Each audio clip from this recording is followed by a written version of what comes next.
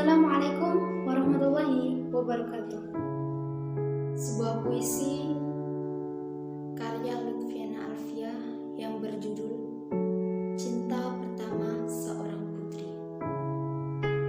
Sosok laki-laki yang sangat ia sayangi.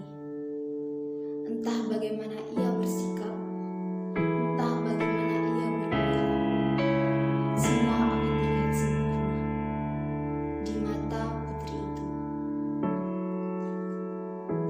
Dialah ayahku, cinta pertamaku, yang selalu mengajarkanku arti kehormatan yang sesungguhnya, yang selalu melindungiku, yang tak pernah lelah mendoakanku, dan yang selalu menjadi penyemangatku. Ayahku, cinta pertamaku. Menjadi putri sholihah adalah harapanmu untukku. Semua upaya kau lakukan hanya untuk membahagiakanku. Ayahku, cerminan hidupku. Sabar adalah satu kata yang tepat untukmu. Terima kasih telah menjadi cinta pertamaku, dan terima kasih Tuhan telah memberiku cinta pertama yang sempurna. Sebuah cerpen yang akan saya bacakan berjudul Cita-citaku Bukan Guru. Namaku Alfi. Saat itu aku bersekolah di SMKN Malang atau Grafika. Begitulah orang-orang menyebutnya. Sejak kecil cita-citaku menjadi seorang poluan. Di tahun 2020 setelah lulus dari SMK, aku meminta izin dan doa ke seluruh keluargaku untuk mendaftar di Akademi Kepolisian atau Sekolah Polisi Militer. Tetapi dengan menjadikan kondisi fisikku sebagai alasan, tak satupun dari mereka yang mendukungku. Bahkan mereka malah menyarankanku untuk masuk di universitas dengan prodi keguruan atau sistem jaringan yang sesuai dengan jurusanku ketika SMK. Tetapi aku sama sekali tak berminat untuk masuk di universitas yang mereka sarankan. Bahkan mempertimbangkannya saja aku tak mau. Ditambah lagi dengan tinggi badanku yang tak mendukungku untuk menjadi seorang poluan. Saat itu hanya satu orang yang mendukungku untuk memilih sesuai dengan keinginanku. Dialah ayahku. Meskipun ayahku satu suara dengan keluargaku tak mendukungku menjadi poluan, tetapi setidaknya ayahku memberikan pilihan sesuai dengan keinginanku, berbeda dengan ibuku yang tak memberi saran padaku untuk masuk di universitas mana. Akhirnya, beberapa hari kemudian, aku mendaftar di UIN Maulana Malik Ibrahim Malang dengan prodi manajemen. Tiba-tiba di siang hari, suara HP-ku berbunyi. Ternyata telepon dari Ustazah Sania. Beliau adalah guruku sewaktu TK.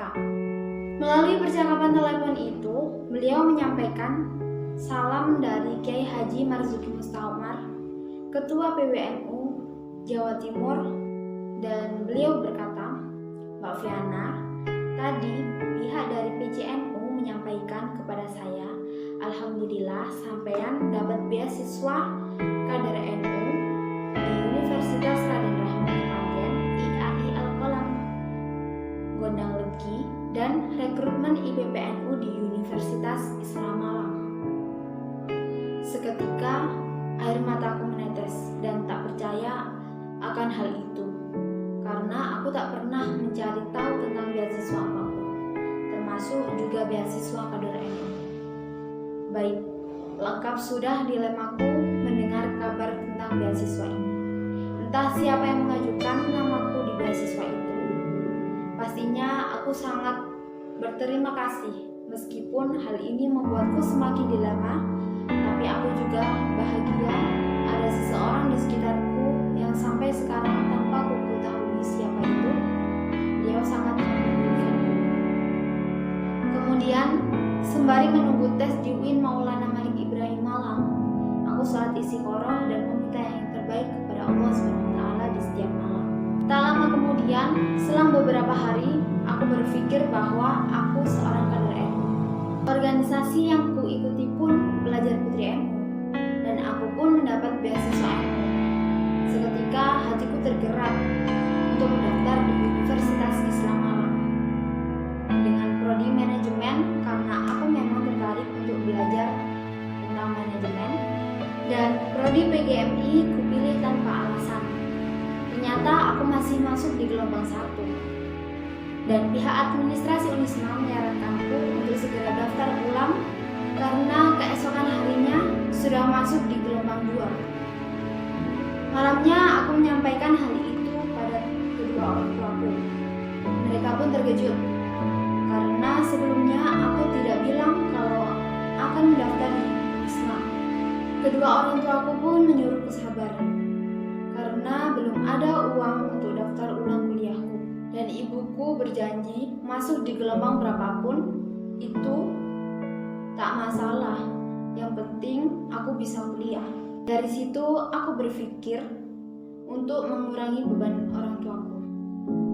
Aku membuat lamaran kerja dan kukirimkan ke beberapa perusahaan di Malang, baik via online ataupun offline. 2 hari kemudian aku dapat undangan interview di salah satu perusahaan peternakan, dan ternyata disitulah tempat kakakku bekerja. Setelah kakakku mengetahui hal itu, dia langsung meneleponku dan memintaku membatalkan undangan interview itu karena dia tak mengizinkanku bekerja dimanapun saat itu. Dan dengan berat hati aku membatalkan undangan interview itu. Aku tak pernah patah semangat. Meskipun aku tak bisa membantu kedua orang tuaku dari segi materi, aku selalu berdoa kepada Allah untuk meringankan beban mereka dan memberiku yang terbaik. Sampailah di beberapa minggu kemudian, kedua orang tuaku mengatakan uang untuk membayar daftar ulang sudah terkumpul meskipun baru 50%. Aku pun bersemangat mengajak ibuku datang langsung ke Unisma dan membayarkan uang itu. Pihak administrasi Unisma pun mengecek dataku, kemudian menghitung uang yang kubayarkan. Beliau menyampaikan bahwa kekurangannya bisa dibayarkan di semester berikutnya, dan tiba-tiba beliau menyuruhku naik ke lantai 5 menemui wakil rektor untuk konfirmasi beasiswa.